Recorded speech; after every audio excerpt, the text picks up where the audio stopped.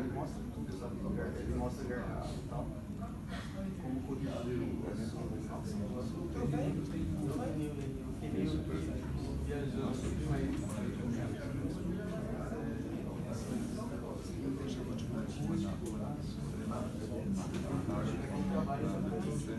Fala como seria essa pausa de todos os projetos que saem do papel.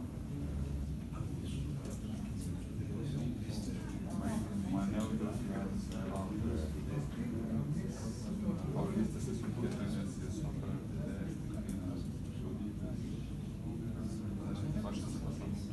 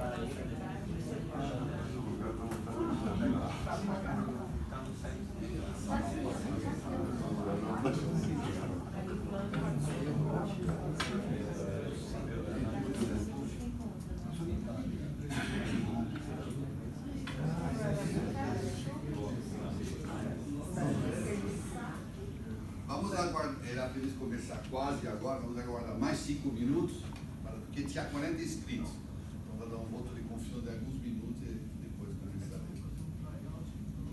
Mas pode tomar mais café numa situação.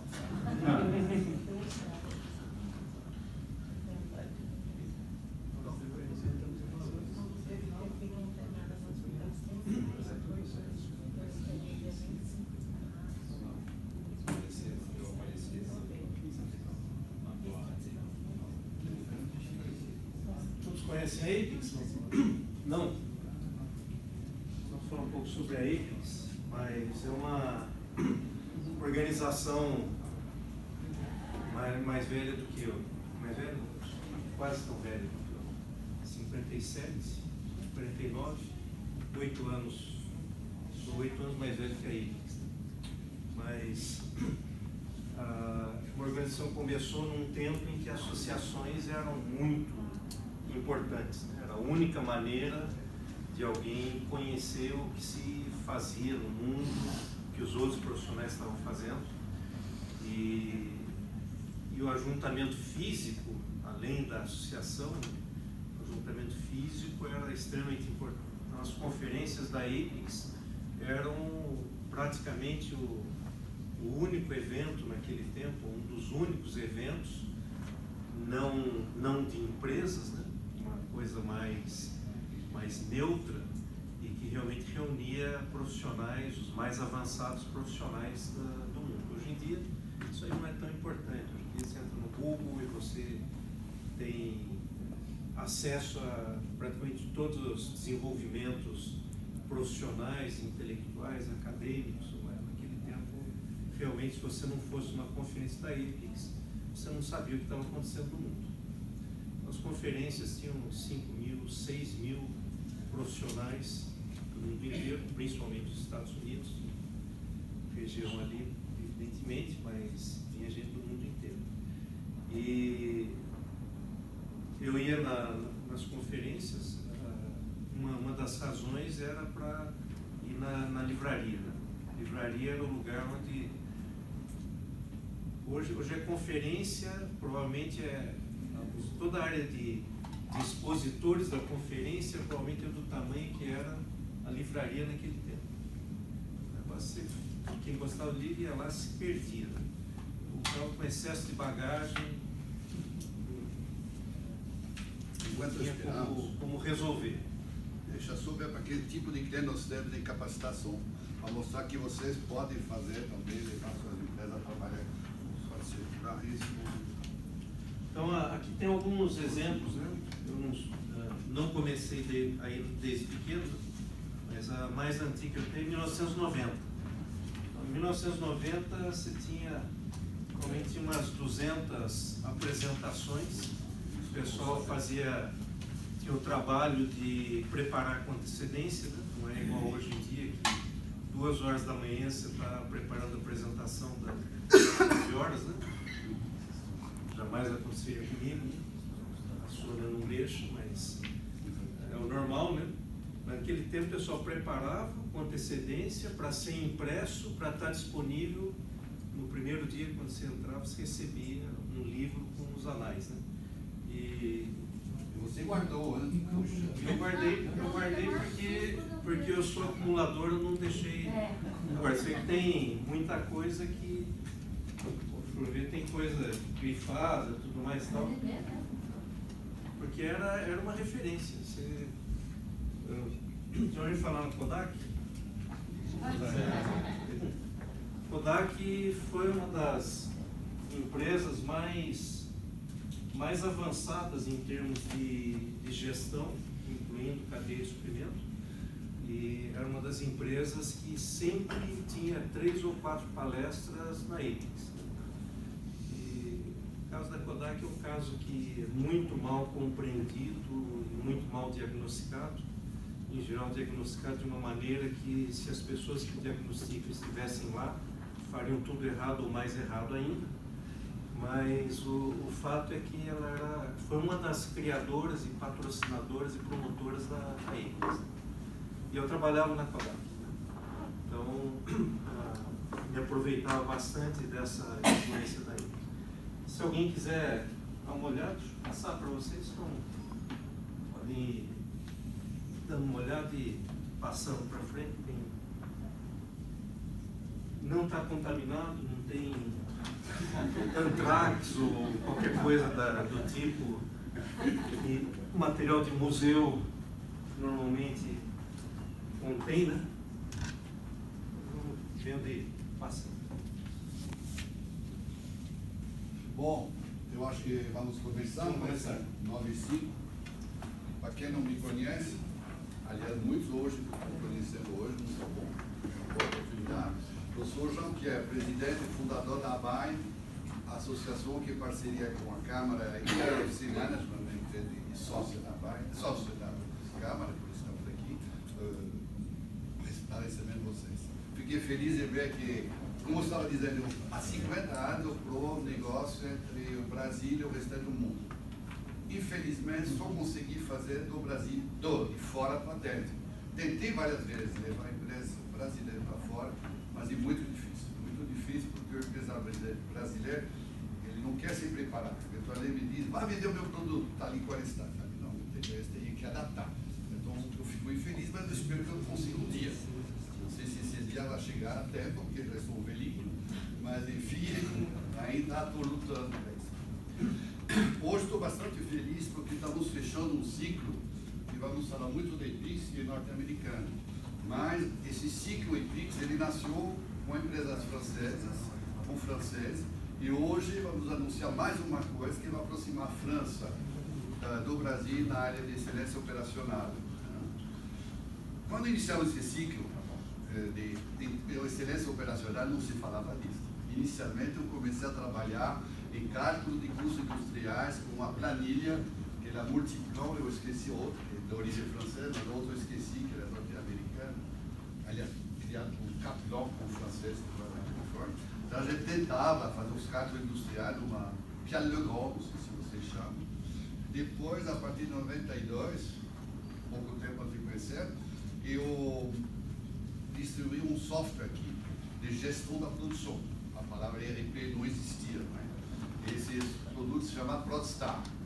E eu tive a sorte de vender algumas empresas, em particular em várias unidades da Rodia, que na época era francês, hoje é velho. E vendendo esse produto lá, acabei conhecendo a pessoa que eu represento o meu que é da implantação desse ProdStar, de gestão da produção, tratado a partir administrativo, que já é difícil hoje, mas na época já era muito difícil automatizar a parte administrativa brasileira. Um dia ele me chamou e disse: Jean-Pierre, você não entende nada de gestão da produção. Você é muito simpático, mas tampouco você, não é? Então, ele disse: você tem razão. Então, decidimos procurar algum lugar onde a gente pudesse se formar e se treinar nessa área. Que era relativamente nova. A palavra supply chain mais começava a ser difundida, não é? Deixava mais questão.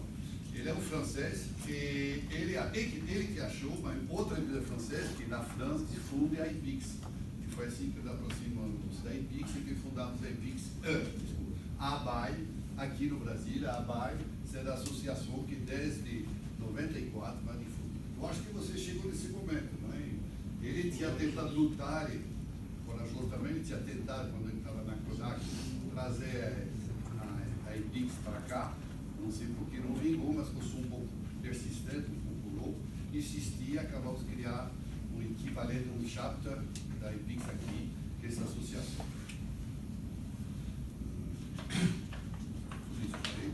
E, tudo fim. 22 viagens depois, 24 horas que eu faço isso, eu perdi duas, de um dia eu quebrei o pé a véspera, e outro dia eu não prestei atenção porque eu vi que eu estava vencido. 22 viagens depois, muitas com o Daniel, algumas com a esposa também, só, né, para falar com hoje. Esposa minha.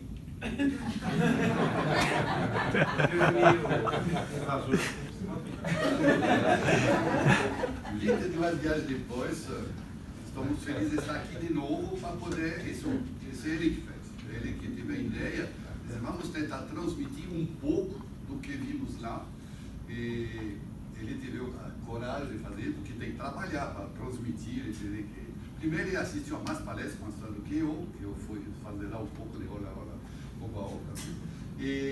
mas ele trabalhou e ele vai apresentar alguma das palestras que ele viu.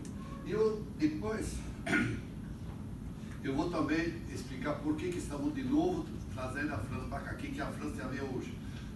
A IPIX está tentando mudar um pouco. Tá? A IPIX é uma associação. Quem não conhece a IPIX? Pouca. A IPIX é uma associação que foi criada há 61 anos. Há 10 anos eu gostava, que era uma ótima ideia, né? Mas hoje já são 61. E como a American Production and Inventory Control Society, para se preocupar e ver como melhorar o desempenho das indústrias. Né? E um dos fundadores da IPIX, Oliver Wyman, não sei se vocês conhecem, ele já trabalha inclusive para essa consultoria, foi a origem da palavra, da sigla MRP2, para mostrar. Hoje podemos dizer que a IPIX no mundo, ela está à origem, não é que ela criou, mas ela congregou todas as melhores práticas que você tem em gestão da produção, gestão do supply chain e excelência operacional. Na sua indústria, hoje não existe mais indústria. Quando você fazia o elevador na Vilar, há 30 anos, você fazia o aço, o elevador e a manutenção do elevador. Para fazer a mesma coisa, você hoje tem 30 empresas, muitas delas somente de serviço. Então, por isso que eu digo hoje, IPIX Association for Operations Management. Não digo, eles que dizem. Mas a IPIX ela está muito mais voltada a capacitar pessoas. E hoje ela quer evoluir um pouco. Obviamente, tem muitas empresas que são sócios também da IPIX. Mas a ideia principal é capacitar as pessoas, que eu acho muito importante, isso que nós nos preocupamos bastante. Mas hoje ela quer se aproximar, e porque ela lançou, nesse fim de Chicago, quando estávamos nós três lá, ela lançou uma nova associação que é The Association for Supply Chain Management. Primeiro, o ano em mais América. A IPIX ela está implantada em 70 países, não é? Uma coisa assim. Tem um slide para me lembrar. Você vai dizer. Que bom. E, vou te dizer, além disso, para criar essa ICM, ela procurou a associação do mundo que tivesse a ver com o assunto. E, curiosamente, por enquanto, ela achou uma, para começar, que é a ASLOG francesa. Né? Então, você vê que a França tem muito a ver com tudo que estamos falando hoje, que justifica estarmos aqui na CCLP. Ela achou a ASLOG francesa, graças a ele me aproximou, eu não tinha prestado atenção, eu conhecia o presidente nos anos passados, falar com ele. Ele me aproximou e eu vou toda hora para a França. Eu atualmente somente a cada 2 meses, mas eu vou muito. Então eu acabei simpatizando com ele e ele me pediu para criar o chapter dele aqui no Brasil. Aí vamos falar de um pouco disso depois. Da mesma forma, fechando o ciclo com a França, o Marques Kahn, que comigo fundou a Baia há 24 anos, Desde o início do ano, lançamos um novo produto, Evalu Plus, que é um software e uma aplicação que permite a vocês todos avaliar rapidamente, de uma forma que eu acho bastante eficaz e eficiente, a qualidade das operações das suas empresas. Nós não vamos falar da Evalu Plus hoje, mas para quem tiver interesse, não hesite em me contactar, você tem o meu cartão, eu explicarei como vocês podem utilizar essa ferramenta. Bom, como eu estava dizendo, nossa proposta foi e continua sendo assegurar a capacitação dos operadores da supply chain, das empresas, assim como que no início a gente só se preocupava na parte técnica. Mas, de novo, graças ao Daniel, a gente começou a se preocupar já faz vários anos com a aderência aos novos processos, às novas ferramentas, para sempre perseguir a melhoria das operações. E nós sentimos que mesmo com a melhor ferramenta, com o melhor processo reformado, renovado, se você não conseguir a aderência das pessoas, não funciona. Ele, de novo, é originista e cuida bastante de gestão da mudança. Para quem tiver interesse também, pode se aproximar de Daniel. Eu acho que eu vou parar, porque na realidade aqui quem vai falar com um pouco de brilho, o brilho habitual dele, e ele que vai nos comentar o que nós vimos lá com a Sônia. Você vai falar assim? Sou ele. Então vamos deixar o Daniel comentar, e no fim estamos tanto eles quanto eu à disposição para responder as suas perguntas. Obrigado por estarem presentes. Eu espero que não fiquem com isso, eu espero que depois vocês sintam a necessidade e o interesse em se aproximar da gente para ver de que forma podemos colaborar, tanto com consultores quanto com empresas industriais aqui. Alguns de vocês foram nossos clientes, ou em curso aberto, ou em curso fechado, e espero que eles, se eles estão aqui, certamente têm gostado do estágio aqui, e realmente os produtos que não são nossos, a maior parte deles são muito interessantes. Daniel, para você. Obrigado pela presença de vocês. Nosso propósito, como o Jean-Pierre fez um trailer bastante completo, compartilhar algumas coisas que nós vimos na conferência da APEX, e eu colocaria de uma maneira mais humilde, porque foram 3 dias, tem mais de 50 palestras, né? Nós não assistimos nem 1/3 das palestras, né? Tivemos que escolher cada dia em qual palestra ir. Ao mesmo tempo tinha 6, 7 palestras acontecendo. Então nós pegamos algumas coisas e nós colocamos em alguns slides mais como uma provocação para nós podermos discutir. Então o que nós estamos compartilhando é muito mais os ganchos, as provocações, do que propriamente todo o conhecimento que nem seria possível a gente tentar trazer em 1h30, 2 horas, que foi colocado nesse tempo. As palestras muitas vezes são muito densas e muito rápidas, né? Uma das palestras que eu gostei muito foi a da Pradeepa, que é uma diretora da Microsoft, e nossa, ela consegue falar rápido mesmo, e acompanhar é difícil. Então você fica com aquelas luzes aparecendo na cabeça, piscando, né? Puxa vida, isso aqui eu preciso investigar depois, isso aqui eu preciso ver melhor depois, tentar entender isso aqui, mas acaba sendo muito provocativo. E aí resumir essas provocações em menos tempo ainda, evidentemente, seria muita ambição tentar dizer que nós vamos passar conhecimento para vocês, nós vamos muito mais provocar. A outra razão também para essa humildade que é honesta é que vocês somam conhecimentos e práticas, né, que muitas vezes vão estar além das provocações que a gente vai estar trazendo. Então, por favor, sintam-se à vontade para compartilhar a experiência e o conhecimento de vocês. Então, essa é a colocação realmente do evento hoje. Nós, evidentemente, temos uma agenda, né? Faltou a gente enfatizar um pouco que a Sônia, o Jean-Pierre e eu fomos os 3 brasileiros que foram à conferência, com mais alguma coisa que eu vou mencionar, né? Foi também a Fernanda Debelian, que é a diretora regional da APEX para a nossa região, e e é um brasileiro que resolveu entrar na APEX, entrar mesmo de cabeça na APEX, e ele é o presidente-elect do Conselho para esse ano de 2019. Isso significa que em 2020 ele assume como presidente. Ele mora nos Estados Unidos. Também mora nos Estados Ele Unidos. mora, trabalha numa empresa lá. Mas a gente continua dizendo que ele é brasileiro. Às vezes tem pessoa que sai do país e Não, deixa de ser não, brasileiro, sim. mas ele continua a ser até que ele prove o contrário. Então, Não, é que é importante esclarecer que o presidente da APEX não é funcionário da APEX, né? não, esse aí não é presidente. Bom, tem muita coisa para esclarecer. Né? Primeiro que o presidente não é um executivo. O presidente é o presidente do conselho. Mas, na verdade, tem um executivo, que é o Wade atualmente, e esse é o camarada que realmente faz acontecer, é o CEO. Né? Mas ter um brasileiro como Galvão atuando como o próximo presidente, então durante um ano ele já fica no conselho, já tem algumas atribuições, e aí no ano seguinte ele já está engrenado para assumir a presidência de uma maneira mais suave. Então, do nosso conhecimento, nós éramos em 5 e 3 estão aqui. Então, a Sônia assistiu palestra, o Jean-Pierre assistiu palestra, e eventualmente eles vão pontuando com aquilo que eles perceberam também.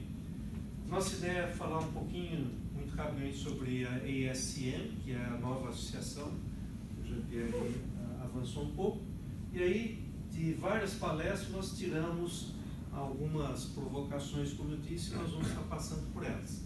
Vou passar rapidamente pelos slides, por causa do tempo, mas nós vamos parar em pontos que vocês acham interessante discutir. Okay? E embora a gente tenha colocado que fica meia hora para fazer perguntas e tudo mais, a minha preferência é que, na medida em que a gente avança, vocês, por favor, sintam-se livres para perguntar, para comentar, para contribuir. Vamos fazer isso aqui bastante informal. Se tivesse mais tempo, a gente faria grupos e daria algumas agendas para cada um, uma agenda para cada um dos grupos. Depois faria uma discussão plenária, mas o tempo é muito curto para isso. E também, como a gente não fez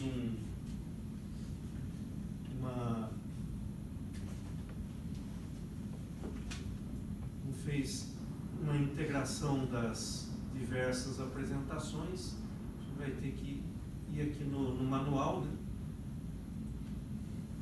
Numa reunião sobre inovação tecnológica, automação e tudo mais, né? A gente volta um pouquinho aos básicos da operação manual. Então, APEX, como a gente mencionou, é uma das razões da gente estar aqui. Então, não é uma propaganda, é realmente para contextualização. É a maior associação de profissionais de supply chain do mundo, não digo que é a mais importante ou a melhor, mas é realmente a maior, que tem congregado o maior número de profissionais.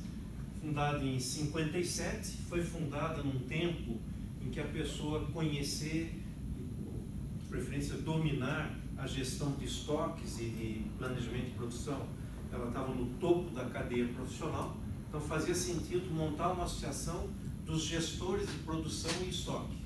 Então, American Production and Inventory Control Society. Evidentemente, ao longo do tempo, essa descrição se tornou muito trivial e aí ficou o nome APEX como uma logomarca.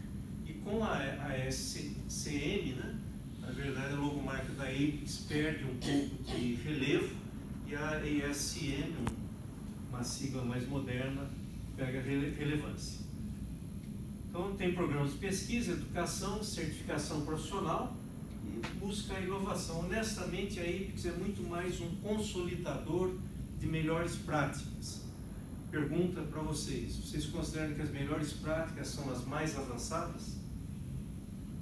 Normalmente não. As melhores práticas são aquelas que passaram no teste do avanço, da inovação, da ideia, e foram sendo adotadas, refinadas, chegaram a um ponto em que elas representam um consenso na comunidade. Então a APEX é muito mais uma associação de consenso de melhores práticas do que propriamente inovação, mas ela sente a necessidade de mudar. Então, na ASCM, nós temos essa parte da inovação. Produto Serviço, associação profissional, essa congregação, como eu mencionei, hoje em dia é menos importante e muito mais difícil de convencer os profissionais a se associar. Na verdade, se você olhar friamente o benefício imediato, é difícil o profissional dizer: eu pago, sei lá, $300, $200, ou que seja por ano, e eu tenho $1.000, $2.000, $3.000 de volta por aquela associação. A razão pela qual eu me associo e sou associado à Apex desde 89 é porque eu acredito que essas associações elas têm uma importância fundamental para o desenvolvimento. Tem uma parte do desenvolvimento que não acontece baseada somente em Wikipedia e SlideShare e outras contribuições e agrupamentos muito espontâneos. Ela precisa de alguma coisa mais estruturada. E a Apex, a ESM agora, ela provê isso aí. Perdão, uma pergunta. Sim. O associado da Apex é pessoa física ou pode ser jurídica também? Então, historicamente, o associado da Apex é pessoa física, porque esse é o objetivo, o foco inicial da Apex. Porém, ao longo do tempo, as empresas podiam se associar. Na associação da empresa, ela tinha direito a um certo número de indivíduos internos funcionarem como associados naquele período. Então, isso aí foi uma evolução na direção das empresas. E uma das coisas que aconteceu em função dessa dificuldade das associações sobreviverem é que várias associações foram perdendo a capacidade de sobrevivência e foram se juntando. E a Apex é uma sobrevivente e uma organização de sucesso. Então, uma das associações que se juntou à Apex foi o Supply Chain Council. Supply Chain Council era uma associação de empresas. Então, profissionais não podiam se juntar, até porque era bastante caro a continuação. E aí, nessa associação de empresas, ela dedicava profissionais a fazer desenvolvimentos. Um dos grandes desenvolvimentos do Supply Chain Council é alguém lembra? Alguém sabe? SCORE. Alguém tem contato com o SCORE? A Embraer tem. SCORE é um modelo de referência para a cadeia de suprimentos, Supply Chain Operations Reference, montado por empresas. Então, nesse modelo, ela tem definição de processo, definição de indicadores, benchmarks, uma série de coisas. Tá? Então, ela se juntou a Apex. Então, empresas que se associavam ao Supply Chain Council passaram a ser associadas da Apex ou da ESM, agora nesse guarda-chuva. E com a ESM, esse foco também em empresas, em organizações, não apenas em indivíduos profissionais, ele se consolida mais ainda. Então, hoje, a Apex está voltada para profissionais e também para empresas. Okay? Uma evolução. Associação profissional, pesquisas, publicações, educação, certificação profissional, nós vamos mencionar, tem vários programas de certificação profissional, seminários e conferências, nós já falamos um pouco sobre isso.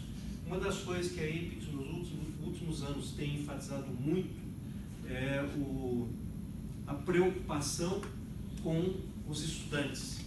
Então, por exemplo, um estudante em processo de graduação, ele pode se associar à Apex de graça e ter todos os benefícios da associação de graça. Então, isso é uma busca do estudante, do acadêmico, para trazer para o ambiente Apex, tanto para ele aprender, quanto para a Apex ter a contribuição.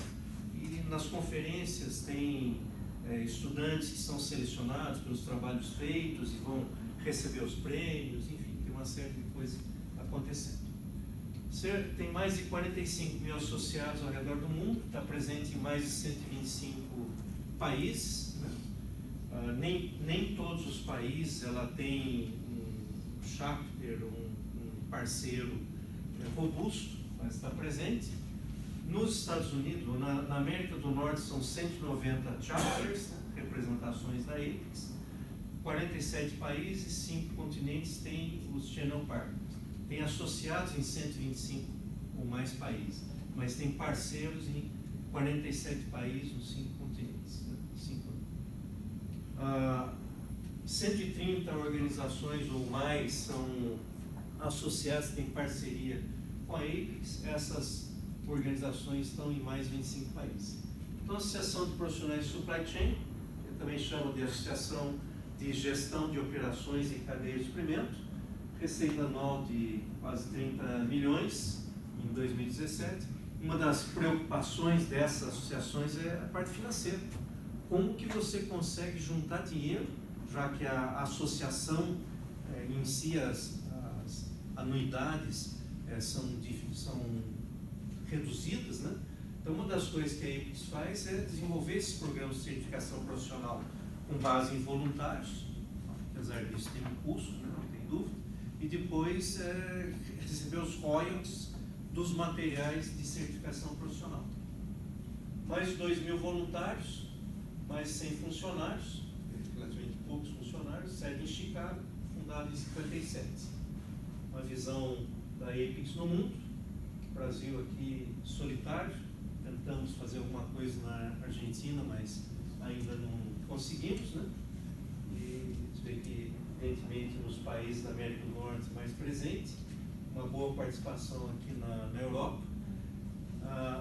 Uma das coisas que eu aprendi viajando muito é que, apesar de a gente ter aquela ideia de que o Brasil é atrasado uma série de coisas, eu fui o iniciador da APEX em empresas para quem eu dei consultoria na Europa. Em várias dessas empresas ninguém havia ouvido falar da APEX ainda, apesar de ser uma empresa americana, Caterpillar, né? E eu fui patrocinador, cheguei a pagar a associação para pessoal interno e tudo mais, e eu fico contente que algumas dessas sementes frutificaram. Só um comentário, né? A gente teve a experiência da África do Sul. A APEX, por incrível que pareça, é muito forte na África do Sul. Eles têm, inclusive, a conferência da APEX na África do Sul. E eu tive a felicidade de ser convidado como apresentador e ter um hotel de graça. Então, fiquei num hotel que eu não... aproveitei também, né? Fiquei num hotel que, em condições normais de pressão e temperatura, Jamais. eu talvez não pagasse a taxa de visita para ver como é que é. Só para completar, ele comentou uma coisa, nós estamos também hoje envolvidos não somente em supply chain, mas em transporte e logística também, porque incorporados também a CLTD, que é outra associação que a APEX incorporou. E só para completar ainda, se me permite, o interessante da APEX, dos programas de educação dele, é que não são algumas pessoas, alguns excelentes professores da França ou do Brasil que montaram um curso, porque isso não pode ser tão abrangente. São gente que vem de 50 ou 60 países, nós participamos bastante, hoje um pouco menos, da atualização dos programas educacionais, e que reúne grupos da universidade, da consultoria, do software e da indústria.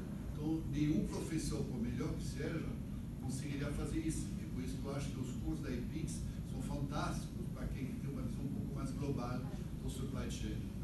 Sem desmerecer os professores que eles desenvolvem o curso, mas coitados, eles desenvolvem o curso com alguns alunos, eles não podem ter essa abrangência que a APEX favoreceu, permitiu ter, graças a esses 4 elementos de 50 ou mais países. A VAI é a primeira representante. Sim. Desculpe. Não, por favor. Só no seu mapa eu vi que você tem, acho que Colômbia. Você não Isso. foi enganado no mapa. Devia estar como... É aqui, é isso. Vocês têm intercâmbio com Colômbia? Nós temos, sim, não é um intercâmbio intenso, é muito mais pontual, ocasional. Nós temos, inclusive, uma reunião que a gente costuma fazer do pessoal da América do Sul e Caribe, né? Mas não é muito intenso, mas nós temos relacionamento. Algum interesse especial? É que a empresa onde eu trabalhava, e ela tinha uma atividade forte na Colômbia. Uhum. Então, normalmente, do Brasil, nós costumamos assim, ignorar a parte industrial colombiana. Falamos muito da Argentina e pouco da Colômbia. É verdade. É um país que está extremamente, pelo menos na minha particular opinião, está extremamente desenvolvido, num patamar muito grande, do ponto de vista industrial, conhecimento, proximidade com a África dos Estados Unidos, mas uma agregação cultural muito grande com o Brasil. O mês passado eu estive na Colômbia, não por causa da APEX, por causa de um outro cliente, e isso é verdade. A Colômbia é um país extremamente importante. Outro país que não está mencionado ali, mas que é evidentemente importante, é o Chile. Né? E também o Peru tem crescido bastante. Né? Mas isso mostra o como nós estamos insuficientes, né? Como nós temos oportunidades e temos negligenciado oportunidades como APEX, como desenvolvimento profissional na nossa região. A ABAE é a primeira, mas não é a única. A ABAE, inclusive, é a responsável por todos esses outros parceiros da APEX aqui. Todos eles foram quadros da ABAE, eventualmente saíram para montar uma representação própria, né? E a ABAE, pelo volume de trabalho, pela liderança que tem, ela tem essa classificação de Elite, Premier, Excelente. E cada ano eles inventam um outro nome para distinguir mais, né? Mas, enfim, nós somos vários representantes da APEX no Brasil. Isso aqui não quer dizer que esses certificados são vigentes, né? Porque exige uma renovação a cada 5 anos, pode ser que tenha alguns que não tenham se recertificado, mas são mais de 106 mil profissionais certificados na certificação mais original, que é o CPIM, que é a certificação que se volta mais para o profissional de gestão interna da empresa. Sim. Tem esse número do Brasil? E aí? 700. 700 pessoas.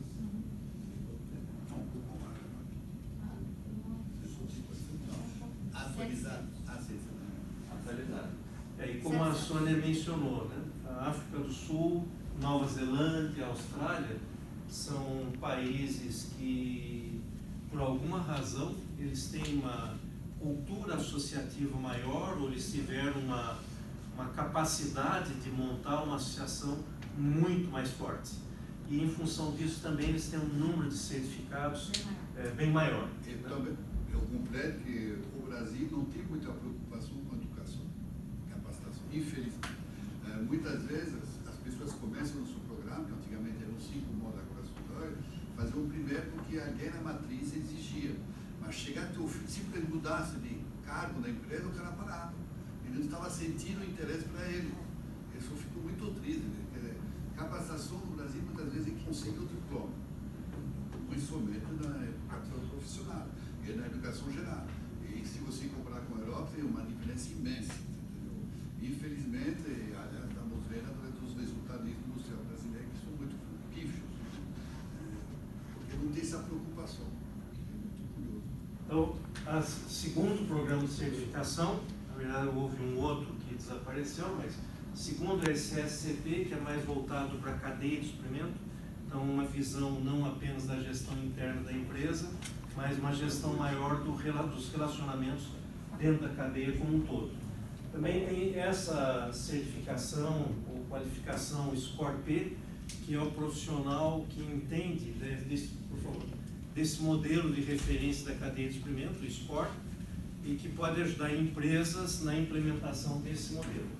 Como o Jean-Pierre mencionou, uma das associações que se juntou à APEX foi a ASLTD, a Associação de Logística, Transporte e Distribuição, e aí nós desenvolvemos essa certificação em Logística, Transporte e Distribuição.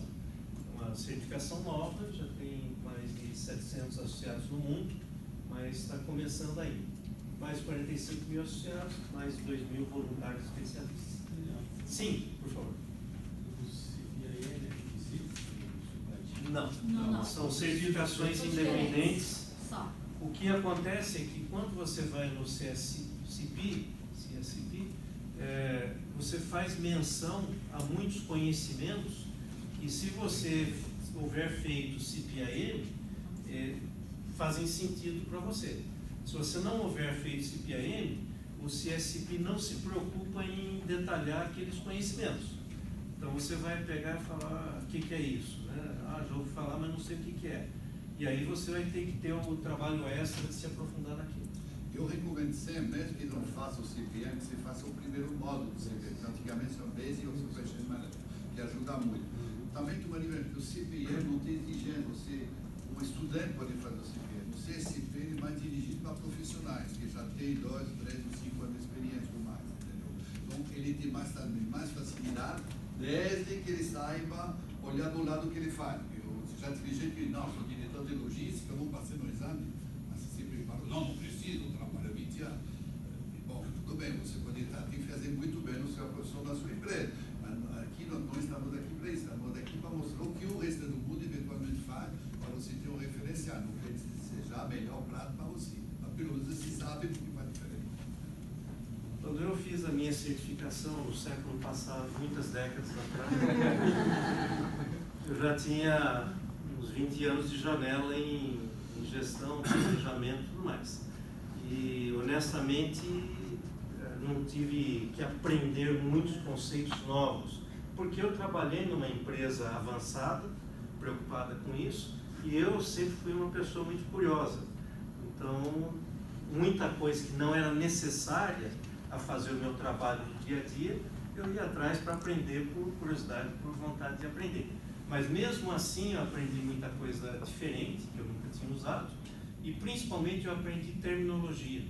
Um dos problemas que a gente tem nas empresas hoje em dia, que a gente chega nas empresas, você fala uma palavra e o pessoal ou não conhece, ou eles têm uma outra palavra, ou tem um outro conceito para aquela palavra. Então você tem grego, latim, italiano, francês, tudo misturado, e as pessoas acham que estão falando a mesma coisa, mas não estão falando linguagens diferentes. Então, um dos primeiros ganhos desse programa de certificação é estabelecer uma linguagem comum. E aí, essa conferência nossa 2018 em Chicago, cidade que gosto bastante também, esse às vezes é um dos motivadores para ir nas conferências da EIC, não devia ser o principal, mas a próxima que vem vai ser em Las Vegas. Por causa de conferência já fui umas 7, 8 vezes, já estou meio cansado. Mas a Sônia não se cansa, mas não é que ela fique na jogatina, né? Mas... Não jogo no central, mas adoro você. É um parque temático aberto, né? Então, a nossa conferência em setembro, lá. Aí, para ter uma ideia, eles estruturaram em caminhos de aprendizado, né? Roteiros de aprendizado, e eles estruturaram de acordo com o SCORE. O SCORE, ele divide os processos da cadeia de gestão do suprimento em planejar, obter os materiais, os produtos, né? Transformar esses materiais, fazer o make, né? A manufatura, entregar a logística de retorno, e por baixo de tudo isso aí você tem um processo de capacitar a cadeia de suprimento para fazer cada uma dessas coisas. Então eles dividiram as apresentações, as discussões nesses caminhos. E aqui não dá para ler, não é porque é confidencial, porque eu tirei do site e estava realmente nessa letrinha aí, mas para cada um dos dias você tinha lá 30 apresentações programadas, algumas apresentações chamavam de spotlight, então, um outro pedaço da conferência, alguma coisa voltada ao fórum de mulheres, um World Café, não sei se todos já participaram do World Café. O World Café divide o pessoal em mesas redondas, e para cada grupo dá algum tema, eles desenvolvem, depois cada grupo elege alguém para expor para os outros as conclusões, e uma boa dinâmica. Às vezes faz, não às vezes, aqui, nesse ano mesmo, teve aqui, foi sobre ética e sustentabilidade na cadeia. Então, em geral, é algum assunto mais filosófico, não no sentido de inútil, né? Mas bastante atual, bastante atrativo. Então, tudo isso aqui é coisa que a gente teve a oportunidade de ver e reforça aquela humildade que eu disse de tentar trazer coisas acabadas, prontas para vocês, mais provocação. Também tem as facility tours, visitas a empresas, a entidades. Esse ano eu não fui, a Sônia foi, que ela foi, não foi grande coisa, não foi bem organizado, mas teve outros que foram muito boas. No ano anterior eu fui visitar, acho que foi em San Diego, não sei, fui visitar uma empresa que faz submarinos para operar em campos de petróleo. Fantástico. Que a gente tem de abertura de visão de outros segmentos, outras indústrias, é muito bom. Tem sempre keynote speakers, nós tivemos 2 esse ano. Um deles foi o cofundador do Netflix, Mark Randolph, que trabalha hoje muito com startups, é um semeador de startups, é um investidor, e fez uma palestra bastante interessante sobre empreendedorismo. Sobre como nasceu o Netflix. Também sempre tem a parte, os americanos dizem, anecdotal, né? Da história do negócio. Então, falando como ele criou uma empresa de aluguel de vídeo, né? Delivery de vídeo, como Netflix, como a Blockbuster tentou comprá-los, como ele deu um preço muito alto e os caras torceram o nariz, aí ele ficou em depressão, porque tinha perdido a única chance da vida dele de ganhar alguns milhões. Mas depois ele deu a volta por cima, alguns anos depois, 10 anos depois, era o Blockbuster que estava indo à falência e o Netflix estava no topo. Então, é interessante essas voltas que o mundo dá. Uma das coisas que ele colocou é que, na visão dele, ninguém sabe de nada, no seguinte sentido: esse negócio de você chega com fórmulas e receitas e metodologias para analisar uma ideia, e aí você classifica a ideia, não é essa ideia aqui vale a pena, aquela lá dentro. Na verdade, aquela ideia que você classificou como a melhor não está certo, e a outra que se torceu o nariz é aquela que vai ser o novo sucesso mundial. E ele cita um cara de Hollywood que falava isso aí, né? Olha, você pode analisar o filme e dizer, esse filme aqui vai estourar na bilheteria. Você só vai saber depois que você puser que estourar ou que for um fracasso. Então, um dos conselhos dele é que você precisa aumentar o ciclo de erro, né? Você precisa errar mais rapidamente, mais vezes, para que você uma hora chegue naquela ideia que vai dar certo. Mas a teoria de que não, vamos planejar 10 anos, porque aí você faz alguma coisa com certeza, não funciona. E isso é uma coisa que a gente começou a falar uns 10, 15 anos atrás, né?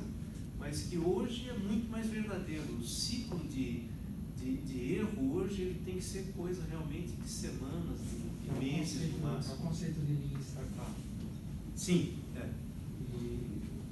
E Agile também. Hoje tem conceito para o que ele fala. Exato. E que, na verdade, as metodologias, os conceitos são isso, né? São uma estruturação do que alguém naturalmente, intuitivamente desenvolveu. E aí vão os consultores, os autores, os gurus, os professores de Harvard, vão estudar o que deu certo, e aí eles vão dizer que aquela metodologia garante que dá certo. Não garante, mas pelo menos é uma maneira de você se apropriar daquilo de melhor que os intuitivos fizeram. Aí ele citou a quantidade de coisa que ele se envolveu e que não deu certo. Que não deu certo. A grande maioria não deu certo. Netflix porque deu. Ele citou em números, né? E normalmente alguém faz um case só mostrando o sucesso, né? Bom, se eu fizer isso igual isso aqui, dá certo. Não, mas tem que mostrar as 50 coisas que deram errado, que a pessoa teve que vender a mãe, vender o cachorro e tudo mais para pagar as dívidas, ficou no SPC, o Ciro não tirou do SPC e tudo mais e tal. E o negócio continuou. Aí um dia deu certo. E não necessariamente dá certo para todo mundo que continua tentando, né? Deus continua tentando até morrer, até perder tudo e nunca dá certo. E aí a receita dele é a pior receita, né? Primeiro, essa pessoa tem que ter o perfil ousado. Não pode ter perfil conservador. Não serve para mim nem para a Sônia. Para mim, muito menos. A pessoa tem que ser uma pessoa tipo do Jean-Pierre. Tem que ser louco, como Jean-Pierre. Se fizer um exemplo do empreendedor louco, é o Jean-Pierre. E é um exemplo também da economia circular. A economia começa com a bebida, o vinho, o pão da padaria e tudo mais e tal, vai por educação, por um monte de coisa e termina em quê?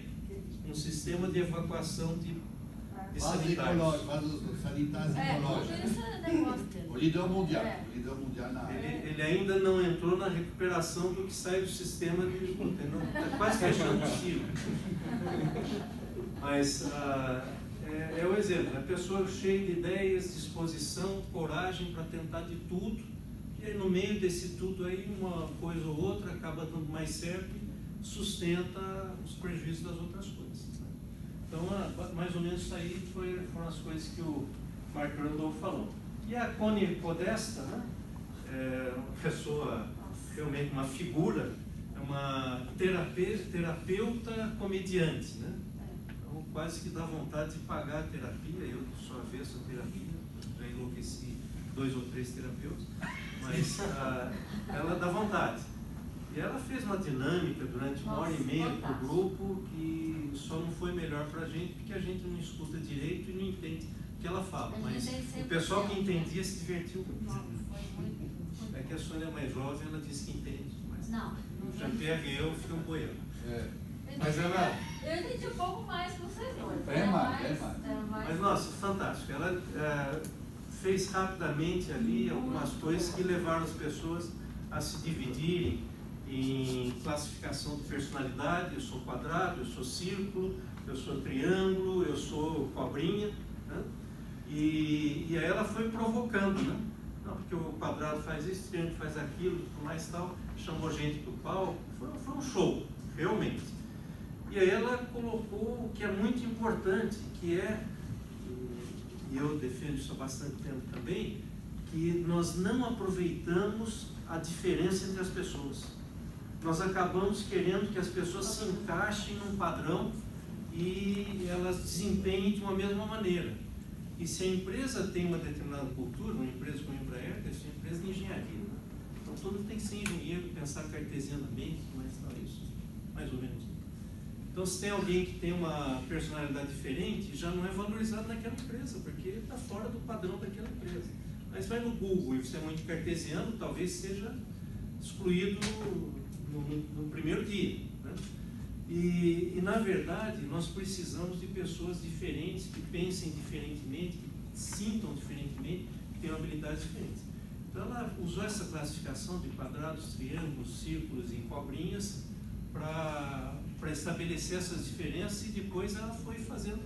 Você vê, olha, o quadrado conversando com um círculo é uma desgraça, porque o círculo vai contar história, vai um monte de coisa, e o quadrado me dá os fatos, me diz exatamente como é que é o negócio. Não, mas espera aí, você vai chegar no ponto, né? Ou o contrário, o quadrado, olha, eu fiz aqui, nós temos que fazer isso, e a pessoa não quer, a pessoa quer que pergunte como é que foram suas férias, como é que aconteceu, mais tal, né? E aí depois de meia hora de preliminares, né? Aí começa a entrar nos finalmente.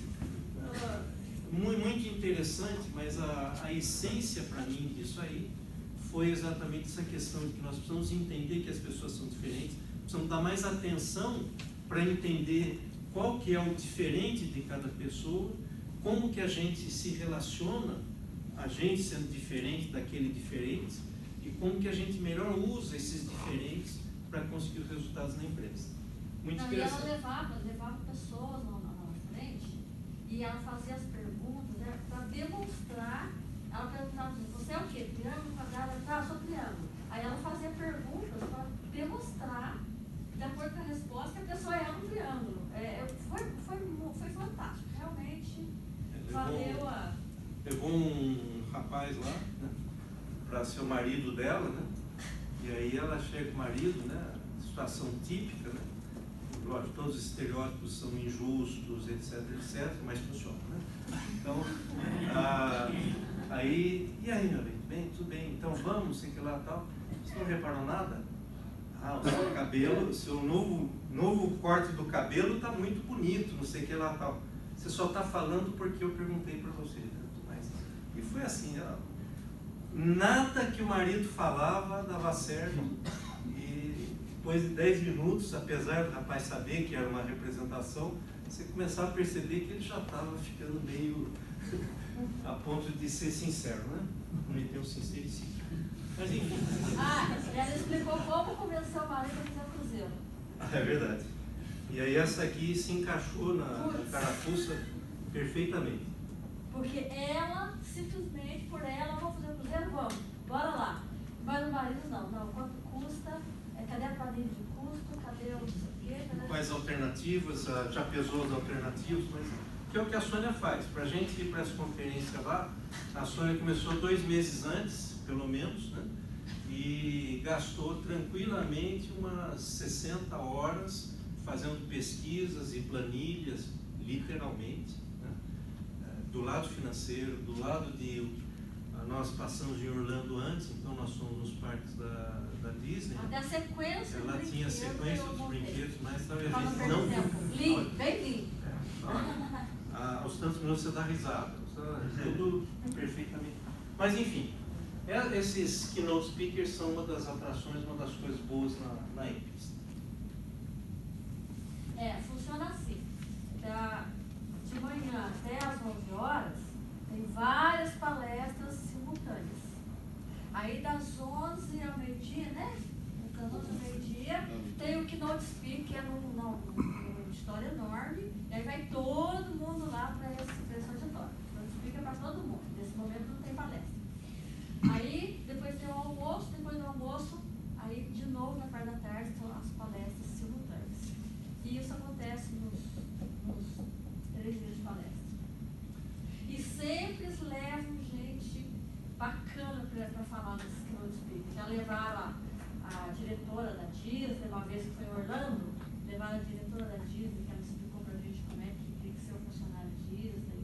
Levaram o diretor da FedEx uma vez. Aquele general americano do Iraque, da guerra do Iraque, exato. não lembro o nome dele. Levaram ele lá também. É interessante.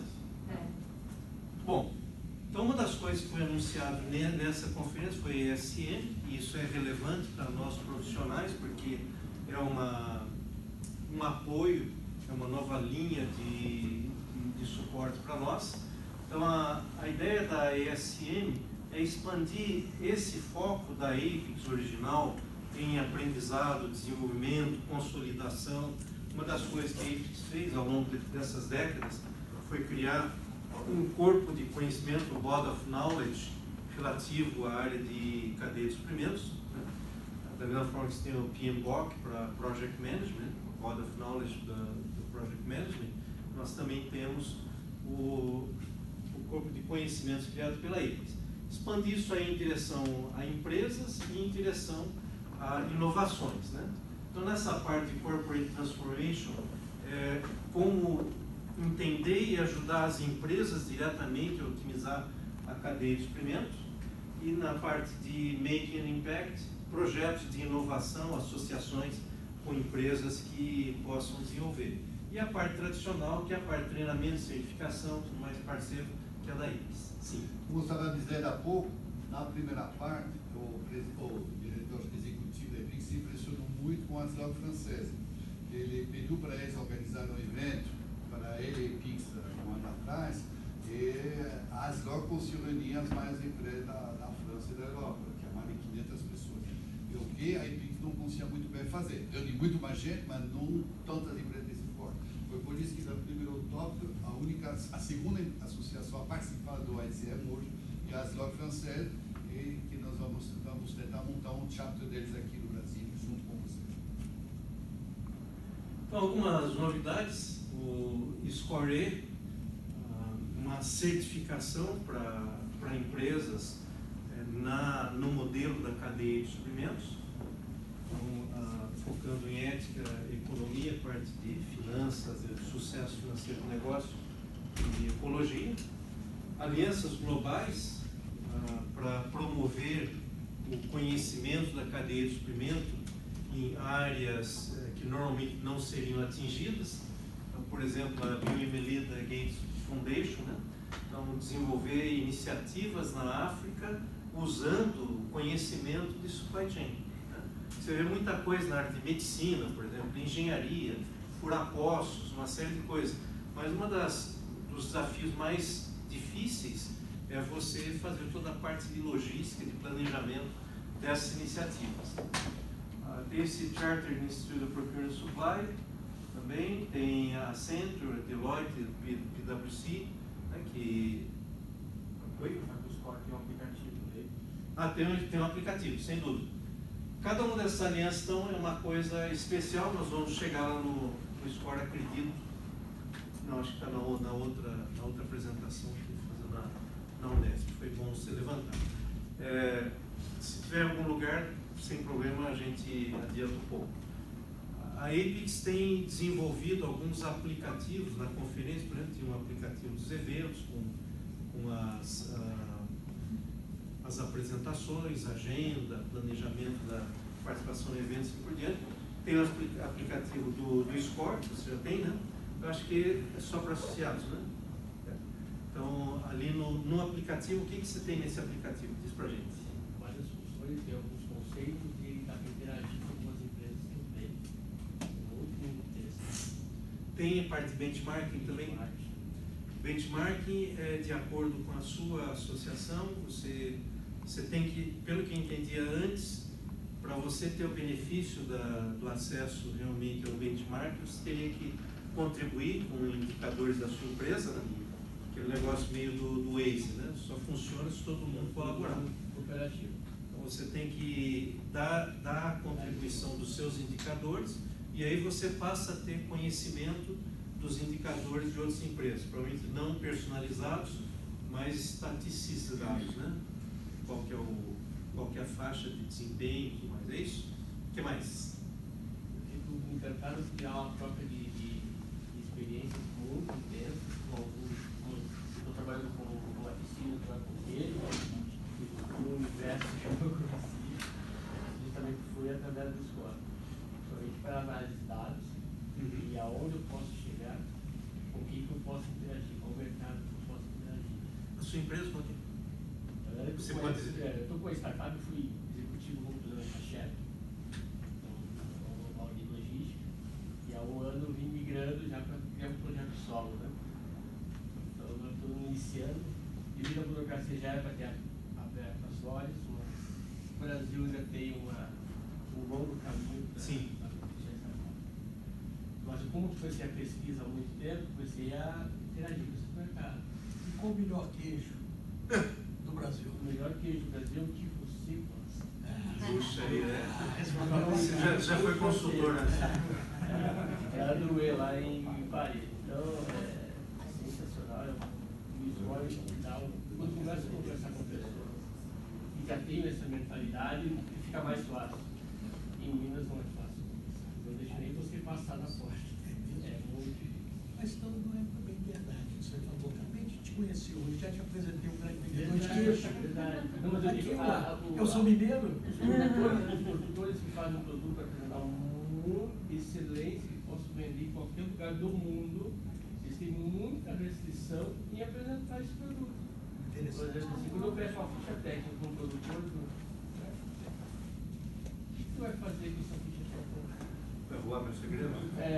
Eu vou vender para o mercado, eu tenho que informar o meu mercado que o produto que você fabrica tem excelência. Como é que eu vou dizer se eu comi, eu gostei, é bom? Você vai acreditar em mim? Não tem que apresentar dados. Qual que é o alimento que você dá? Qual o litro de carboidrato que a sua produtor de leite consome? Eu sei que uma receita aqui é essa receita. É muito interessante. Esse é um vacilo que a minha tataravó criou e se morrer isso aí, acabou.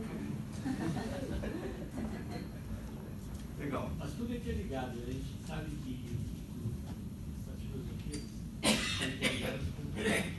E exatamente uma associação como a Apex, ou o Supply Chain Council, agora parte da Apex, o Score e tudo mais, eles têm esse benefício de obrigar a sair da caixinha e a enxergar um mundo diferente. Não necessariamente você vai se pasteurizar e ser igual a todo mundo. Tem que manter a sua personalidade. mas ter o benefício de você conhecer outros padrões, outras visões. Então, eu acredito muito no sucesso disso.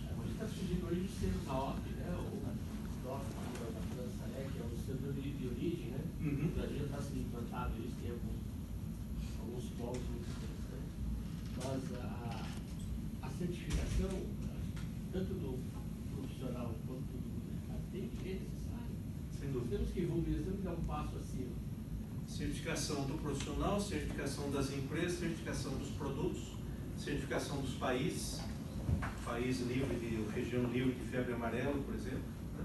Então a gente vive de certificações. A Sônia teve experiência na parte de celulose, uma empresa que não ligava para certificação, mas os clientes ligavam. E aí ou você certifica o produto ou nós não compramos. Era o caso da Xavier, tinha muita dificuldade com a madeira, porque as florestas não eram certificadas. Exatamente. Aí vai na FCC. Então, foi o que aconteceu. A empresa, o cara não estava nem aí com nada. E aí, um dia, o maior cliente dele, o maior cliente americano, para variar, né, americano, chegou e falou: você tem 2 anos para se certificar. Ou você se certifica, ou estou no senhor. Aí foi aquela correria. Aí a gente foi para a FSC. Eu tive a oportunidade de entrar nos 3 pilares da FSC lá e implantar ele. Vai atrás de comunidade para assegurar que a comunidade está junto. É um negócio. Então essas certificações são poderosas para obrigar você a fazer o que você não precisa. Ou que você acha que não precisa.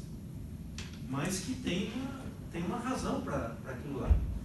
Então, mencionou a questão da pessoa que está no enterro da empresa e tal. Eu volto meu digo dentro das empresas. Né? Muitas vezes vocês têm ótimos empregados. Vocês têm ótimos funcionários, conhecem todos os seus sistemas, suas políticas, mas sabem trabalhar muito dentro da empresa, mas não são ótimos profissionais. Porque o ótimo profissional precisa conhecer muito mais do que a empresa, até para poder aconselhar a empresa sobre que novo processo ou mudança de processo fazer em função do que ele conhece de fora da empresa. Então, essa mudança de visão, eu não quero ser apenas um excelente profissional desta empresa. Eu conheço tudo dessa empresa, dos produtos, dos processos, dos clientes, mais tal. Agora, se alguém menciona alguma coisa que essa empresa nunca precisou, mesmo que seja importante profissionalmente, eu não conheço. Então, eu não sou profissional, sou empregado. Ótimo empregado, mas não sou profissional. Então, a IPIX, ela se dedica a construir melhores profissionais, mais completos. Liderança e pensamento, inteligência artificial, universidades, laboratórios, mais tal. Centro de aprendizado, isso é uma das coisas que eles estão criando. Então, um ambiente em que os associados vão ter acesso a cursos diversos, tanto presenciais como virtuais, como mistos, híbridos e assim por diante. Tá?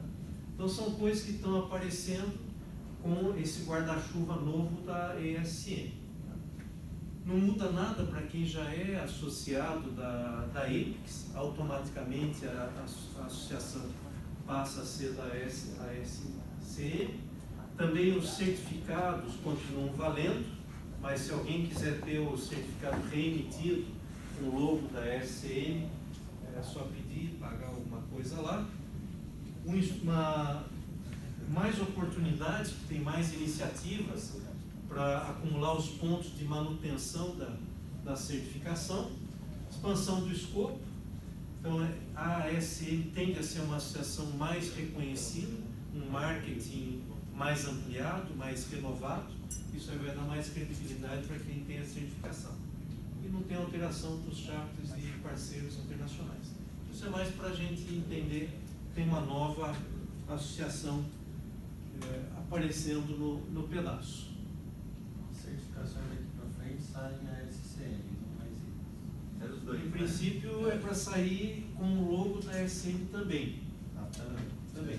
E é provável que haja novas certificações que se desenvolvam e apareçam no futuro próximo. Como regularmente apareceu no passado. A IPIX não é uma coisa parada, essa é a vontade do princípio. Ela vai evoluir graças à comunidade da qual eu comprar sua marca da SM. Então, o certificado Apex dentro do grupo SM. Então, se você assim, ele continua sendo Apex, mas ele tem o guarda-chuva. O guarda-chuva vai ser a SM, é isso mesmo. Porque a SM abrange mais coisas, vai entrar compras agora. Né? Como se fosse uma unidade de provavelmente negócio vai entrar da uma SM. certificação em compras, entendeu? Foi o que falaram lá, vai ter uma certificação de compras. É que ainda tem um instituto, né, ainda que vai desaparecer, mas tem um instituto ISM, né, que originalmente era a Associação de Compradores da América do Norte, NAPM, North American Purchasing Managers. Então o ISM, Institute of Supply Management, ele tem uma certificação muito forte, muito profunda, né?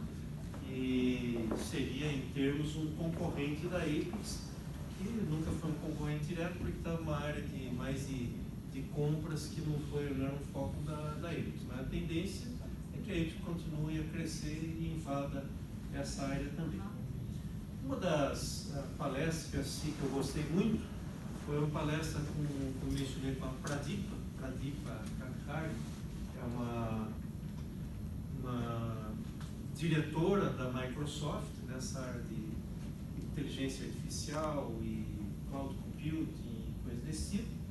E eu usei como pretexto para trazer algumas coisas, né? De novo, sem a pretensão de fazer a apresentação dela, né? Porque peguei só alguns slides, algumas coisas que eu achei mais provocativas, né? Mas que eu achei que poderiam ser interessantes.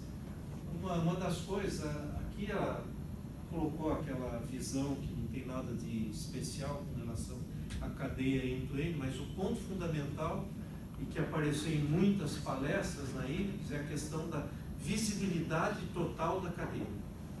Então, mesmo que nós não estejamos na empresa que é a mestre de uma cadeia de suprimento, né?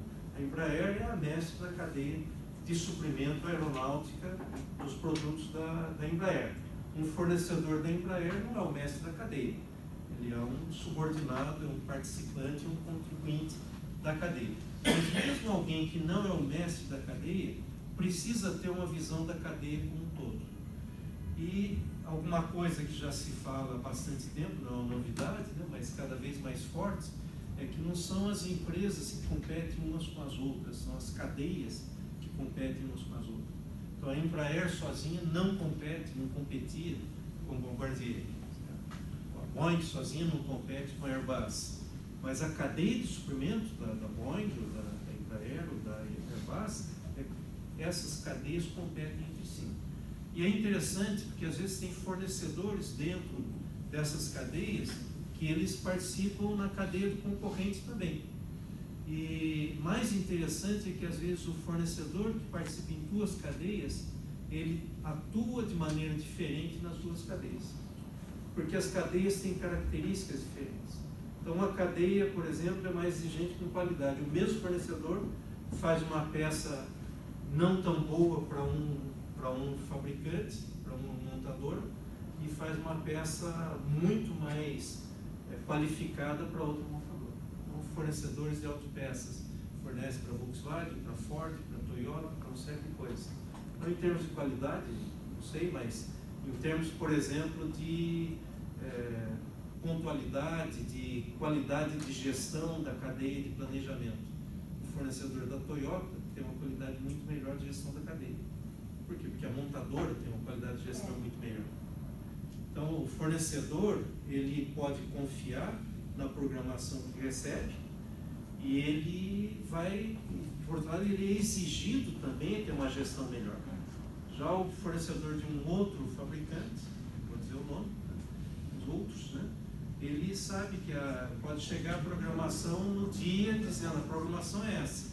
Vem um telefonema dizendo, olha, eu quero que você me entregue isso, que é diferente da programação. E não interessa, ele tem que entregar, vai pagar multa e fim de papo. Então, o ambiente gerado naquela cadeia é um ambiente de desplanejamento, de descompromisso. E o fornecedor acaba aprendendo, se adaptando a trabalhar daquela maneira. Então, uma das coisas importantes é essa end-to-end visibility, né? E a capacidade de gestão dessa cadeia end-to-end.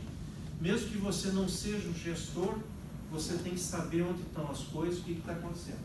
Isso aqui, na verdade, foi começado há tempos atrás por que é um dos pioneiros dessa visibilidade dentro da cadeia, na cadeia de suprimentos. O Walmart. O Walmart foi um dos pioneiros para isso. O Walmart desenvolveu com a Procter & Gamble um acordo e um sistema para suportar isso aí, em que a demanda acontecendo no checkout era instantaneamente comunicada para o fabricante de fraldas e dita, para ele saber o que estava acontecendo ali e evitar com isso o efeito chicote na cadeia. E uma vez que o Walmart teve sucesso com isso, com a P&G e com outros fornecedores, então os concorrentes começaram a investir em metodologias para conseguir se equiparar. E aí apareceram uma série de iniciativas, né, de resposta rápida do consumidor, ECF, Quick Replenishment, uma série de outras coisas. E aí o negócio hoje é uma coisa comumente conhecida e aceita. Então, isso aqui, nós estamos chegando no topo, por quê? Porque a tecnologia está permitindo ter esse conhecimento instantâneo e barato, né? Os próprios sistemas conversam entre si e cada vez mais os dispositivos físicos conversam entre si. Então, essa é uma das coisas importantes que apareceu. E aí, uma das coisas que ele levantou é a questão de que você vai automatizando, mas tem um limite em que o ser humano ainda é importante para fazer as escolhas. A automatização, ela é muito importante para coisas que podem ser, as escolhas podem ser pré-estabelecidas, mas o ser humano é importante ainda para estabelecer os critérios e para fazer algumas escolhas. Então, sim. Você falou de uma mesma empresa em duas cadeias que competem entre si. Isso, de certa forma, é conflitante, né? Pode ser, mas por exemplo, por exemplo, eu trabalhei numa empresa que fazia radiador, Maurício. Eu atendia todos os montadores. Porque se eu fosse atender só uma montadora, a empresa não sobrevive. Então, eu atendia a Toyota e atendia a Volkswagen e a Fiat. E é isso que você está falando. A diferença, uma mesma empresa, a gente tinha que ter um tipo de gestão. Quando a gente atendia uma Caterpillar, quando a gente atendia uma Toyota, quando atendia uma John Deere, e outra gestão quando a gente atendia uma Fiat e uma Volkswagen. A mesma empresa fazendo o mesmo produto. Posso dar um exemplo? Sim, por favor. Eu tenho 32 anos de Volkswagen. Ainda bem que ela não falou da boca.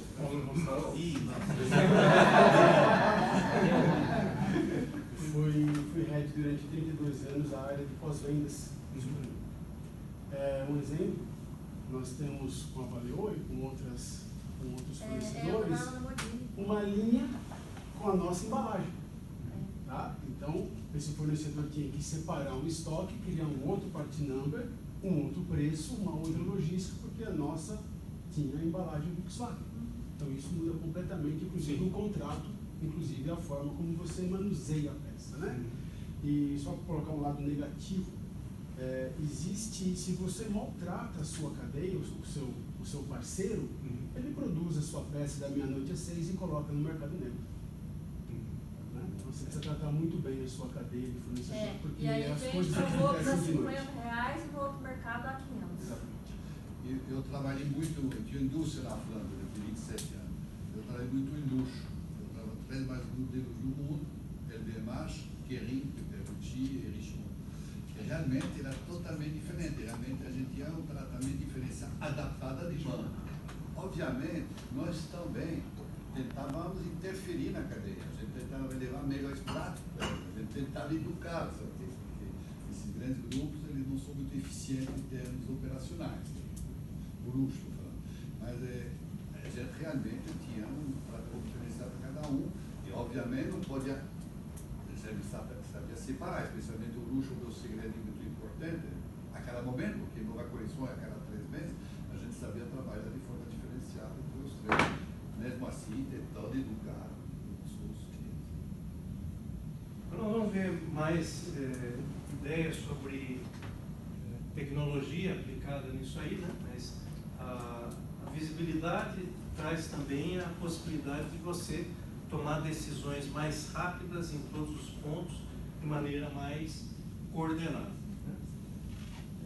Na visão da Pradipa, né, nós temos então, essa ideia da revolução industrial no seu estágio 4, né? Primeira com as máquinas, depois a eletricidade, depois a computação, e agora entrando o que ela chama do SMART, né?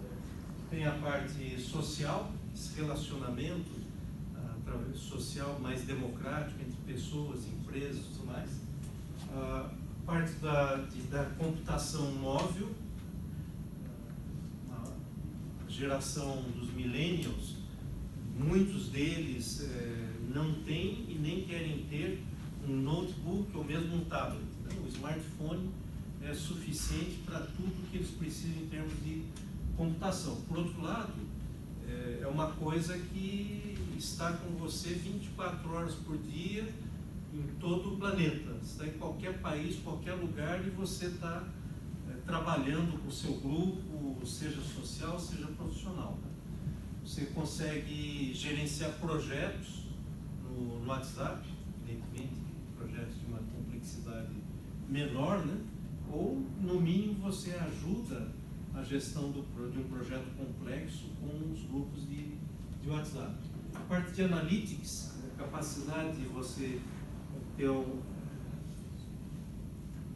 olhar uma massa de dados extremamente grande, que seria impossível de ser olhado com um sistema mais tradicional, mais estruturado, e de você, inclusive, desenvolver padrões, insights, inferências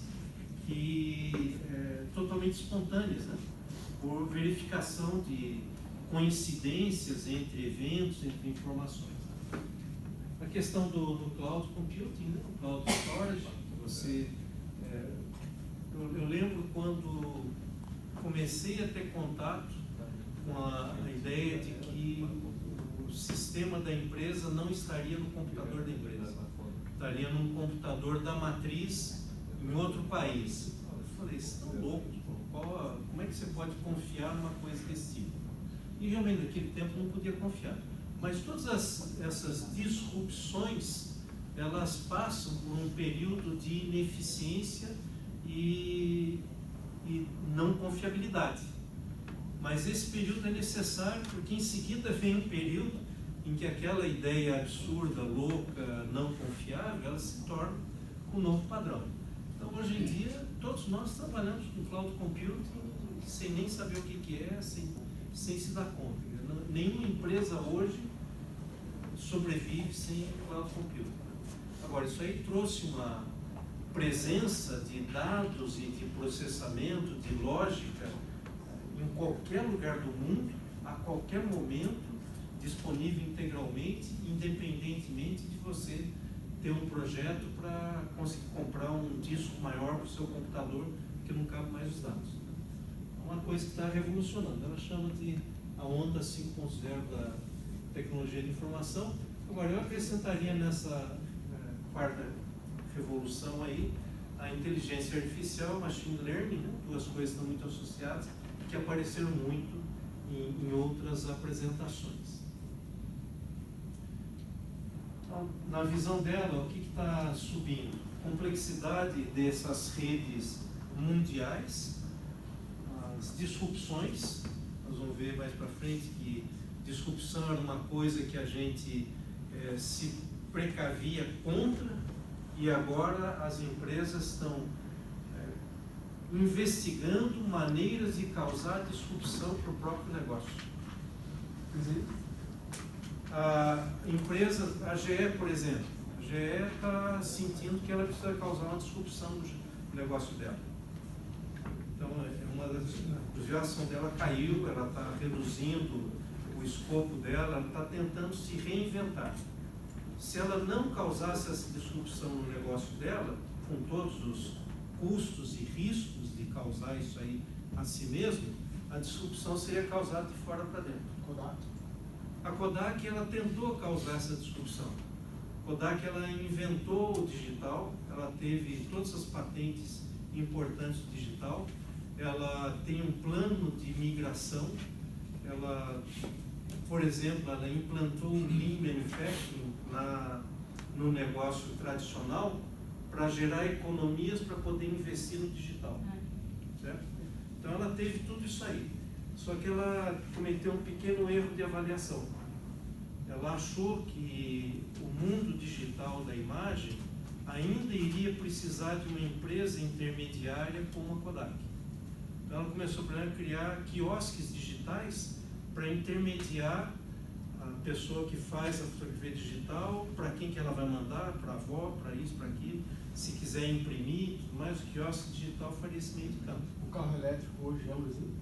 O carro elétrico é uma disrupção, e as empresas, a Toyota está investindo em carro elétrico, mas empresas automotivas que não investirem em carro elétrico, elas vão ser, o concorrente delas vai ser quem? Elon Musk, Google, quer dizer, pessoal que não tem nada a ver com a indústria, é uma disrupção total. Sim, na verdade a indústria automobilística está passando por um momento muito especial. Não só a questão do powertrain, né, o motor, qual que é o combustível do carro, isso vai mudar muito rapidamente, mas a questão da mobilidade, da propriedade, da mobilidade, da autonomia dos veículos. Então, hoje teve até uma fase muito importante que se discutia quem vai ser o dono, quem vai ser a marca do carro. É a Apple, é o Google ou é a GM? E os dois tiveram iniciativas e perceberam que não pode ser, o carro autônomo não pode ser GM e não pode ser Google. E começaram a surgir as alianças, né? Então a tendência é que a GM se associe com alguma empresa de tecnologia, com alguma empresa de mobilidade, e nasça um outro tipo de produto. Então a indústria automobilística está mudando drasticamente, e você falou uma coisa que me lembrou, me deu um insight, do que você falou das empresas tentando criar disrupção no seu próprio negócio. Hoje é comum algumas empresas, a GM tem uma iniciativa de abrir uma incubadora de startups, financiar uma incubadora de startups, porque muitas vezes a startup vai prejudicar o negócio da GM, né? O Waze, por exemplo, de certa forma, ele prejudica o negócio da GM, porque eu não preciso mais de carro, eu não preciso comprar o carro, eu quero mobilidade, eu não quero carro. Então, só que ela trazer uma startup para dentro da estrutura GM, muitas vezes é matar a startup, porque a startup não funciona dentro da hierarquia pesada que uma automobilística tem. Então, eles criam uma incubadora fora do ambiente da GM para investir nessas startups que podem ser uma disrupção no negócio dela. E aí, num devido momento, ou ela cria uma empresa ali, ou ela traz, no momento certo, para dentro da GM essa iniciativa. Essa estratégia de criar uma divisão desconectada do tradicional, ela fez com a Saturn também, né? Foi uma tentativa naquele tempo, né? Mas esse Car as a Service, né? O carro como um serviço e não como uma propriedade, é uma das grandes disrupções à vista na indústria automobilística. Não tanto por questão de que eu não sou proprietário é uma empresa que disponibiliza o carro a hora que eu quiser na próxima esquina, né? Mas no sentido de que você gera uma otimização da frota, em que você pode reduzir a frota por 10. Se cada um não tiver que ter um carro ocioso 90% do tempo, porque pode contar com um carro de utilização de 40%, 50%, 60% no vizinho do lado, né? Isso aí vai gerar uma diminuição da quantidade de carros. Então, se a indústria não causar essa disrupção, ela vai ser vítima da disrupção. Então, ou ela causa ou ela reage, né? Ou ela simplesmente desaparece. Na Alemanha tem um exemplo muito típico, né? As grandes marcas alemãs, as três, né, grandes montadoras alemãs, elas têm um grande problema, porque os carros de luxo, esse mercado caiu muito na Alemanha por várias razões, não é porque a economia deixou de crescer, é porque uma pessoa que mora em Berlim não precisa do carro, e o jovem valoriza muito menos ainda o automóvel pela quantidade de recursos que aquele automóvel utiliza. Então hoje a BMW vende um cartão que você passa no vidro da BMW, como a gente pega as bicicletas aqui, a gente do Itaú, você passa no cartão, BMW. Questão de país, aqui a gente pega a bicicleta, lá ele pega a BMW. Todo, né? Você às vezes precisa da BMW para fazer um passeio e tal, depois você devolve a BMW, não sei. Minha filha vai casar. Meu filho mudou de casa agora, ele mora na Alemanha, ele pegou um utilitário para fazer a mudança dele, muito legal. Você vai no app, procura o lista, vai lá, tudo. A GM já tem uma iniciativa de pouco tempo a gente vai ter esse sistema de compartilhamento. Não é só a indústria automobilística, toda a indústria está correndo atrás do prejuízo. Claro. Com a Câmara, nós temos uma coisa que cuida de inovação, estou vendo a Saint-Gobain, todas as grandes indústrias estão com grupos fora da empresa, inclusive, não sei se vocês conhecem o Inovabra, o Bradesco, e lá o pessoal da Saint-Gobain está lá, eles na consolação. Eles querem ver o pessoal, aliás, eles compram participações de pequenas empresas e eles deixam os trabalhadores viver lá dentro do ambiente que não seja o deles. Aliás, o mercado financeiro é específico nisso, né? Os bancos estão muito preocupados com essa inovação, né? A ponto de, há pouco tempo, o LinkedIn elegeu as 20 melhores startups no padrão de avaliação que eles criaram, e das 20 empresas, 10 era de fintech.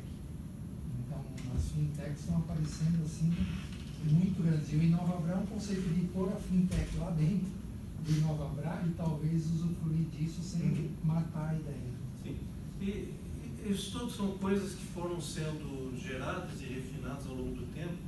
As farmacêuticas têm há muito tempo se servido de startups, pequenos pesquisadores e tudo mais, né? E a maior parte deles tem fracasso, vai ao prejuízo, o cara perde a casa, perde tudo, mas um ou outro chega numa molécula fantástica lá. Aí vai a farmacêutica lá no momento certo, compra e agrega aquele negócio.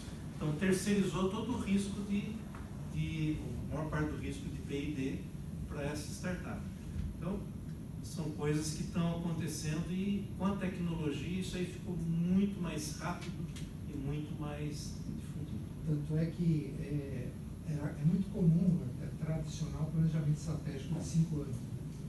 Hoje em dia, a primeira pergunta que você tem que fazer no planejamento estratégico é se o seu negócio vai existir depois de 5 anos. Sim. Aí você tem que pensar nisso antes de fazer o planejamento estratégico.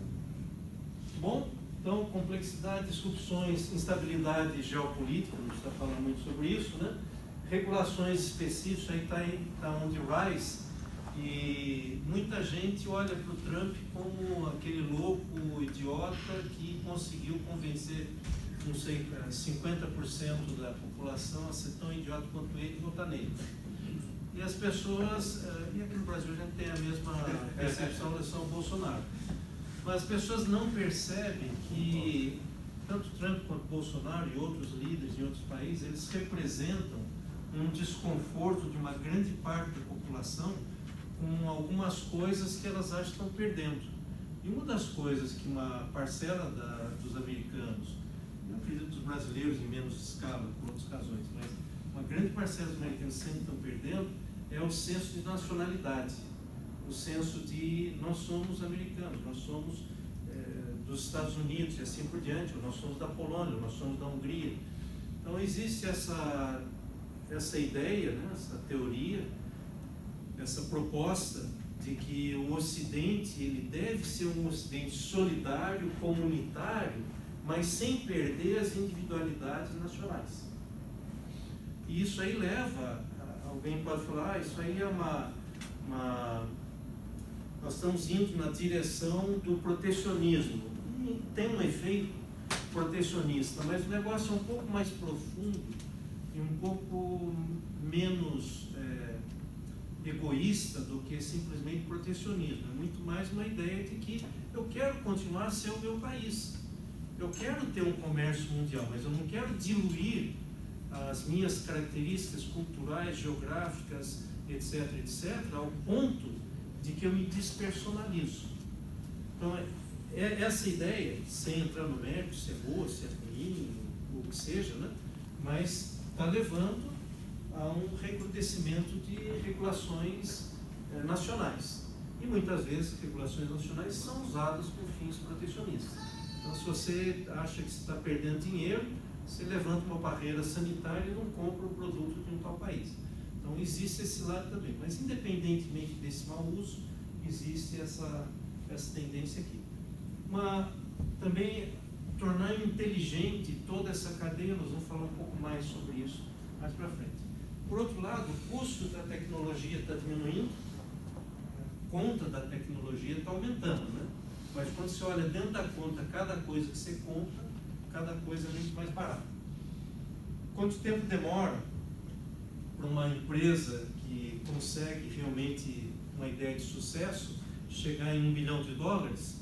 Está sendo muito mais rápido, né? Antigamente uma empresa demorava 30, 40 anos para se tornar uma líder mundial. Hoje em dia a empresa se torna uma líder mundial em questão de 2, 3 anos. Se o cara fizer a coisa certa, ele é comprado por outro, tudo mais tal, se torna um líder mundial. Considerações de espaço, de tempo, estão mudando totalmente, estão diminuindo. Tempo que demora para as ideias conseguirem fluir, chegar a produzir alguma coisa, os lead times